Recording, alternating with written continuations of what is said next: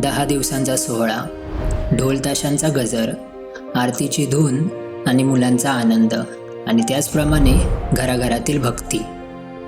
या 10 दिवसात आपण बाप्पाशी बोलतो, त्यांना आपल्या मनातल्या छोट्या छोट्या इच्छा सांगतो आणि मनातील सगळ्या चिंता त्यांच्या समोर ठेवतो. पण वेळ किती पटकन निघून जाते ना. डोळ्यात पाणी येतं, कारण आता बाप्पाला निरोप द्यायची वेळ येते. विसर्जनाच्या मिरवणुकीत गुलालाचा धूर असतो, पण त्या धुरामागे दडलेलं असतं प्रत्येकाचं ओलं मन. कारण बाप्पा जायचं दुःख तर सगळ्यांनाच असतं हो. सगळ्यांच्या मुखात एकच आवाज असतो, गणपती बाप्पा मोरया.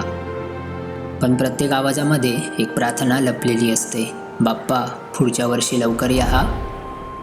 लहान मुलं बाप्पाला बाय बाय करतात, मोठे नकळत डोळे पुसतात आणि प्रत्येकजण ते सुखाचे 10 दिवस आठवतात. कारण ते 10 दिवस आपल्याला पुढे वर्षभर ऊर्जा देणारे दिवस असतात. 10 दिवस घरात उत्सव असतो, गाणं, नाच, फटाके, आरत्या आणि या सगळ्यांमध्ये एक वेगळंच समाधान असतं. पण खरी कसोटी असते ती शेवटच्या दिवसाची, जेव्हा विसर्जनाची वेळ येते. खरं तर गणपती बाप्पा कधीच दूर जात नाहीत, ते नेहमी आपल्या मनामध्ये असतात. विसर्जन म्हणजे शेवट नाही, तो तर नवा विश्वास आहे, नवी आशा आहे. तो निरोप नाही, ती तर भेटायची नवी सुरुवात आहे.